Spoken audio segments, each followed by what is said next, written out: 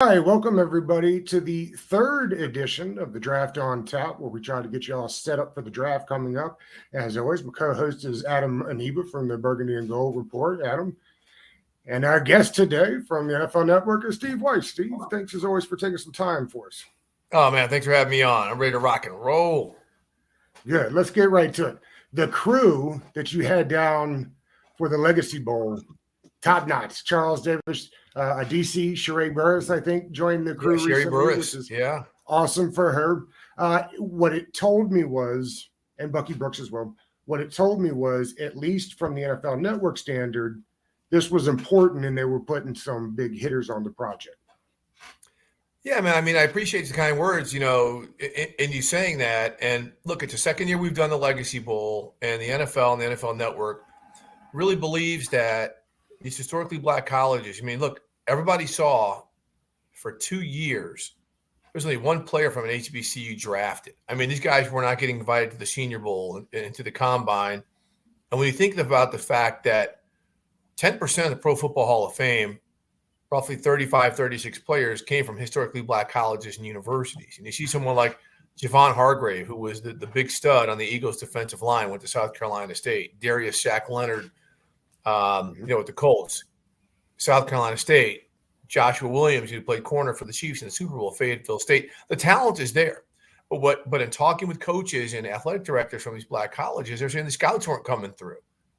Right, they were going to Texas and Texas A&M, but they weren't stopping by Texas Southern. Right, they weren't stopping by Prairie View, where some of the schools were. So, Doug Williams and James Shaq Harris, two Grambling University, legends and NFL legends, came up with the idea for the HBCU Legacy Bowl to be showcased, and they needed a broadcast partner. And because I work with them with the Black College Football Hall of Fame, with me being a Howard University graduate. I was able to put them in touch with some meetings with the NFL Network, and the network loved the idea. I mean, they understand we have an audience where there's a lot of people who went to HBCUs, or their parents did, or their children do. And so it was a great idea. In year two, it was really, really successful for a multitude of reasons, but namely, we got to showcase a ton of players. Last year, about 35 players at the very least got rookie camp invites. A lot of them stuck on NFL rosters or practice squads, playing in XFL or in Canada. This year, just overall caliber of talent and depth of talent was better. So you're going to see 7 or 8 guys from this game make NFL rosters. Incredible. As you were saying, this is the second year. Have you noticed any significant changes in the event? Did you notice more NFL brass in attendance?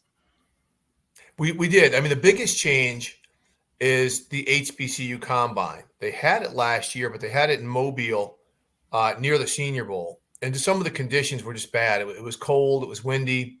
So they were hoping we could do it someplace inside. So the NFL decided to move it to New Orleans at the front end of Legacy Bowl week. So 47 players were invited to this Combine. All 32 teams were represented. Omar Khan, the GM for the Steelers, he was there in person. Actually spoke to the kids and gave them some good motivational advice. So that was kind of the big change, because we saw 4 or 5 guys just jump off the grid right away. So these were people we paid attention to during practice all week, and they ended up showing up big time during the game. So another big part happened, off camera, and that was a big job fair, where about 1,500 students from within 6 hours of New Orleans attended a job fair where there were more than 100 businesses, and players from both teams were required to go to this. We're hiring everybody from the FBI and places like 12 NFL teams. And these NFL teams, by the way, contributed thousands of dollars to pay for buses to bring all these kids in and to lodge them overnight as well. So the commitment was really, really there. It was an amazing thing to see. Jason Wright, the president of Commanders, was a keynote speaker, and he rocked the house. So just to see the commitment from the league, a lot of times, including people like myself, say the league's words are hollow. Let's see actions. Well, this was a very actionable, purpose-driven event right there, and it was clear that the NFL was really behind a lot of things here at the Legacy Bowl. Did you? I know with Doug, this is a big project of his. Were there any Did you notice like Ron Rivera, anybody like notable? Other you mentioned Jason Wright, but like representing the Commanders, because that's something I like to see as a HBCU small school evaluator. Commanders came in deep now. Yeah, They Nice. had at least 2 scouts there looking at players, and during the game itself, Martin Mayhew, the general manager, was in attendance. In fact, he told our Sherry Burris, like, there's a wide receiver, Xavier Smith out of Florida A&M, Oh yeah. black college All-American, just a stud. And Martin was very open and honest with her. He said, this guy was not on our radar. Now he is. That's right. We've seen him absolutely kill it here. We've seen him run 4.40s over and over. It's translating into game action. So this is somebody that we're looking at. There's a lot of DC area players who said, Joshua Pryor from Bowie State was the star of the week, the edge rusher. What a stud. This is a guy who's going to be in the NFL next year. Does he get drafted? We'll see. But if he gets an opportunity, that's all this is about. Right. Creating opportunities to make a roster, he's going to stick somewhere. It's interesting, Steve, when Deion took the job, and when the running back Eddie George took the job, it felt like things were on an upward crescendo as far as bringing light to the HBCUs. Does it feel like that has stalled a little bit? And why is it, if they start getting more talent? The one thing that Chris Baker always told me, who ended up at an HBCU after Penn State, was just the difference in facilities, and how it sets you behind to start. How do we get more money pumped into the schools and into the programs? And do you agree that some of the luster, if you will, after those 2 big time coaching hires has kind of faded just a little bit? Well, that's a great question, right? Great question, because Deion, here's a Pro Football Hall of Famer. He's charismatic of a pro athlete and even celebrity, as we've seen, right? So he changed the game. Social media, he is posting something every day, whether it's an affirmation, whether it's something that's going on with his team, something going on with his kids, he's there, right? So he's talking to these kids in their language, which is social media. And then he went down there and won ball games, right? He assembled this great staff. Then he was able to get talented players to come in. Jack State, a lot, when Deion left to go to Colorado, a lot of those kids are going to be able to play Pac-12 level football. So, Eddie George is still working through some things. You got to remember, there's Bubba McDowell, played in the NFL. He's coaching at Prairie View. Eddie Robinson Jr. played for years, like 12 years with the Titans. He's coaching down at Alabama State. So former NFL players, even if they didn't go to HBCUs, coaching at HBCUs is nothing new. It was just that Deion had that star power. Eddie George has that star power. But when it comes to funding, it's a difficult deal. Alabama and Ohio State, they've got 50,000 enrollment, right? Their alumni base is in the millions.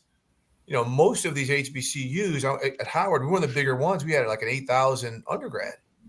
So, and we were, like I said, one of the bigger ones. So just that in terms of alumni, endowment ability is much smaller than a lot of these HBCUs are.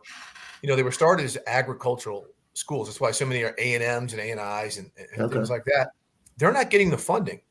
Do you think if Mississippi Valley State had the funding that Ole Miss and Mississippi State were getting, it'd be right there, but the state's not giving that university the much. So that's a big part of it as well. The political aspect of it. So it's not just as simple as saying alumni need to give back more money. At the same time, the leadership at some of these universities needs to understand that when money's come in, if you want to raise the profile of your program, you got to give the money to athletics. That's right. I grew up in Missouri. I had no idea about Georgetown University until I started seeing them play in the NCAA tournament back with Patrick Ewing and David Wingate and those guys. And you realize it's this great Jesuit school in DC. That's got this great history. Well, it's the athletic program that introduced me to them. And a lot of times, especially if you have broadcast deals now that SWAC and the MEAC and some of these black conferences have, this is a way to introduce, people to your university, open enrollment athletes or not.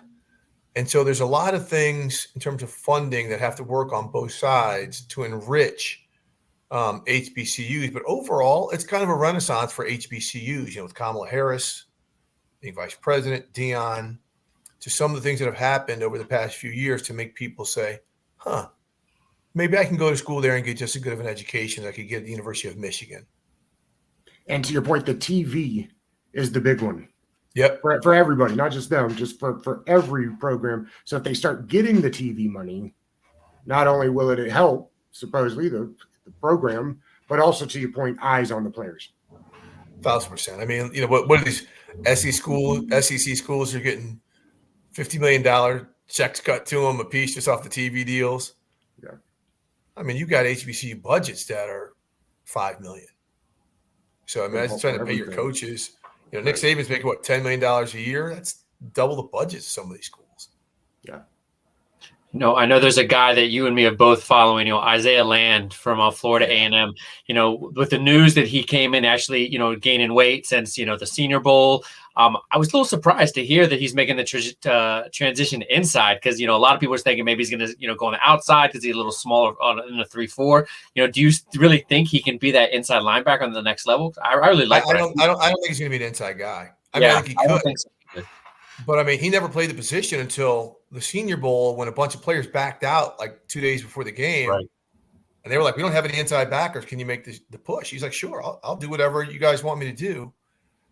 Senior Bowl, he weighed 226 at the Combine on Wednesday. He said before he left his training facility in Fort Lauderdale, it was 236 and looks it, right? It's not like he's doughy. The dude is built like a small forward in terms of just absolute lean, great body. Physical comp is going to be like Darius Shaq Leonard, the inside linebacker for the Colts. But I think his position is going to be an edge rusher. And the one thing, you hear really good scouts say that regardless of what level of football you play at, if you're productive year after year, it translates, right? We saw it with James Houston from Jackson State last year. I mean, the Lions don't even play him until Thanksgiving, saying, well, he had problems picking up the defense, whatever. He comes in and gets 8 sacks. He has more than Aiden Hutchinson. He might have had 15 if he would have played him, put him in position to succeed. But, I mean, and the success of the 4 HBCU players who got drafted last year, Kobe Durant from South Carolina State, a corner. He had some injuries with the Rams, but when he was on the field, it was fantastic. Like I mentioned, Joshua Williams with the Chiefs last year. And then Houston. Now teams are like, we got to really do our work back on these HBCUs because the talent is back there. Exactly. Well, in particular, if he can play outside, I mean, just financially, who doesn't need a pass rusher? Money outside. That's right. Who doesn't need a pass rusher? And the money in a day and age when middle linebacker is kind of slowly dissolving, you'd think you'd want to be outside. But the great thing about these practice sessions and the practice weeks, one of these things, like to show a guy that's willing to do whatever it takes. Hey, you need me to play middle? I've never played it before. That's okay. I'll do it. And that's what these week-long events really are all about, right, Steve? Yeah, and he played. The thing is, he played well in the game. Right. I'm watching the game. I'm like, wait a second, what is Isaiah Land doing right here? He's too small because he's tall. He's like 6'3", 6'4", and he dominated. He made a stop on the goal line like Mike Singletary. Going up against draftable offensive linemen and draftable running backs. So and trust me, I'm sure he's on a lot of teams' radar. He was a couple years ago when he was the Buck Buchanan Award winner for, best. I think he won the Buck Buchanan. I may be wrong, but he was the Black College Defensive Player of the Year 2 years ago. Missed a couple games last year, but still his production was through the roof. So teams know about him. Before one of two players from an HBCU to get invited to the Combine. Remember, 350 players are here. Only two. Let me get in front of the camera. Only 2 from HBCUs. Yeah. Before we switch to a little bit of NFL stuff, what are some other names we should be looking at that were at the event that are draftable in your mind? At the HBCU Legacy Bowl, well, I mean, number one, first and foremost, is Xavier Smith, the wide receiver out of Florida A&M. I mean, he just dominated that. He dominated the week. He's a smaller receiver, but he can play wide. He can play in the slot. There was I'm not going to identify the team, but there was a playoff team who likes those type of receivers who can play running back and slot and wide receiver, who would not let him out of their sight. Wherever he went, they had somebody tagging along. Another player, Joshua Pryor, the defensive lineman from Bowie State, incredibly productive. I think he had 31 and a half sacks during his career there. He's played at 280 at tackle. Now he weighs about 250 and like a lean, fit 250 at edge. There were a couple of players. There's a guy named Jai Nun Liddell. Only started a handful of games at Kentucky State. He's a huge corner, about 6'3", about 210. Showed up huge in this game, especially on special teams. Big hitter. Like, those are the guys teams are going to be like, let's do our work on him. We can get him as an undrafted free agent. But the fact that this guy is just so gonzo the way he plays, we might be able to find a role for him. So those are a handful of names, but I do think there's going to be 7 or 8 guys who stick with NFL rosters that played in the Legacy Bowl. Let's switch to a little bit of NFL stuff. What is the national perception of the Bieniemy hire in Washington? It's pretty good. I mean, I'll put it to you this way: the moderately to less informed media will say, "Well, why did he make a lateral move to Washington?" Same thing. Well, he didn't call plays in Kansas City, right? So that's what's being used against him for not getting head coaching. He didn't call plays, even though a lot of guys, got head coaching jobs who haven't called plays. So now Ron Rivera is going to have him call plays. He's going to design the offense. He's going to call the plays for the offense. He's going to do the installs for the offense. So these are things that he did not have autonomy over in Kansas City. So those of the more informed, I mean, including myself, we knew that this was probably his last year in Kansas City, regardless, whether he got a head coaching opportunity or he had to go to college or go to a team where he's going to be able to call his offense. Like, this is it. I mean, Andy Reid couldn't vouch for him any more than he did over the past 4 or 5 years, and him not to get a head coaching job. So he had to do something like this. The only thing is, it's like the fact that he had to go to a team like Washington, right, which has players, but they don't have a quarterback. Well, maybe Sam Howell, the way they're talking about him, he's their guy.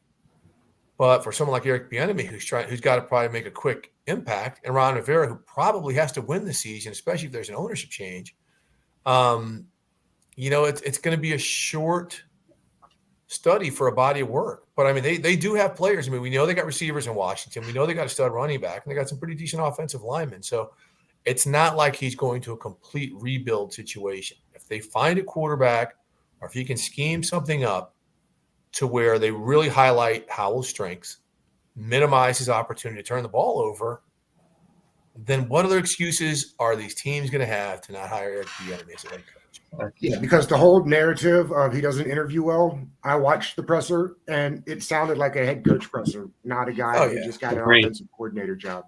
That's just a subjective BS. If you think Eric Bieniemy is the only guy who hasn't interviewed well, sure. I mean, come on. Right. And I guess the follow-up on that is, how does the league view Howell? Nobody knows. Yeah. Where's the body of work? I mean, it's the same way. It's the same way. You're viewing Trey Lance, except Trey Lance is a guy who's the number 2 overall pick, so he's going to have more scrutiny on him, right? So with Howell, it's like, okay, we'll see how it is. He showed him and both Taylor Heineke showed that players seemed to play harder for him than they did for Carson Wentz when he's in the huddle. Ain't no doubt about that. So that's a start. Right? That's a start. Right. All right, let's get you out of here on this. There's a couple of quarterbacks still floating around. Let's talk about them. Your best guess, where do you think Derek Carr ends up? I think he ends up in New Orleans. I think Carolina is going to end up going young, because they just, by the way, that staff that Frank Reich has hired is next level. Yeah. Their owner just said, blank checkbook, hire whoever you want to hire, including former Washington football teamer D'Angelo Hall as an assistant T-backs coach. But I think they're going to go in the draft or go young. So Derek would seem like a perfect fit for the Saints because their culture is already established. He can come in right away, play in a dome in a division that's wide open. The Jets just don't seem like the right fit. Maybe it is. I don't know. Robert Saleh knows him from their days in San Francisco. So we'll see. But right now, I would probably say the Saints. I did think Tennessee until their new GM, Rand Carthon, came out and spoke more solidly about Ryan Tannehill's future in Tennessee. Aaron Rodgers. Tough one. Tough one right there. Because a few weeks ago, I was like, he'll go back to Green Bay. Like, he's going to play. He'll want to go back. But it doesn't seem like just some of the things you're hearing, like we saw, Brian Gutekunst, GM, like, we're kind of over it now. like, make up your mind. If you're going to come back, let's get this done and let's do it. But I think they want to find out if Jordan Love can play. You know, here's my thing. If he could play, they would have been a lot more impatient with Aaron Rodgers than they have been the past couple of years, trying to say he's everything, right? But if Aaron Rodgers does play, I do think the Raiders are in the hunt. I think the Raiders will be a team. Even though if I'm Las Vegas, I'd still kind of go the younger route. I think Josh McDaniels has some latitude. Right. I think this roster is far from complete. And also, if I'm Aaron Rodgers, maybe I want to go to the Jets because, frankly, they got some ballers on defense. Okay. They got some ballers on offense. They got a running back and a couple wide receivers who can play. So, but maybe he just doesn't want to follow in the steps of Brett Favre too much because that would be one hell of an irony. Yes, it would. I didn't even thought about that. Last one, Lamar Jackson. Yeah, I think he ends up. I think he stays in Baltimore. Okay. On a long-term deal, they get something worked out there. Yeah, I think Eric DeCosta. He came out today, said he's optimistic. I mean, aren't they always optimistic? They're never going to say this is going to break down because then it takes away any leverage, of course, if they want to trade him. But I just know, in speaking with some high-ranking people in that room, they love him. They love him. Not just as a quarterback. They love him as a person. They love him for some of the things he brings to the league that no quarterback has brought before. Not just the running, but some of the swagger. Just like such a genuine dude, right? And so they just feel, they've got that mantra, if you're a Raven, you're a Raven. And they feel that strongly about him. Now, do they guarantee the whole deal? Maybe not. But if the annual money is similar to Deshaun, that might be enough. Doesn't have to be fully guaranteed, but if we can get you over the first 3 years, that $50 million that Deshaun's making, right? And then that fourth year, if you hit certain incentives or whatever, you can go higher than that. I mean, however it's structured, I think if they get the money similar, above Kyler Murray, maybe not fully guaranteed, but if the money is similar, I think they'll get something done. I just do not see him playing for another team. Cousins got the first guaranteed contract. I'm not sure I understand why people would assume that anybody wouldn't get all guaranteed contracts. It surprises me that people are kind of like, why does Jackson want a fully? Well, why wouldn't he want a fully guaranteed contract? Hey, look, here's the thing: Lamar hasn't been in trouble, right? That's the whole argument. I haven't been in trouble. I'm a former MVP. You've built this team. I brought success to this team. I've carried on some of the success you've had in a completely different way. I've made other players a lot of money because of that success. Why not me?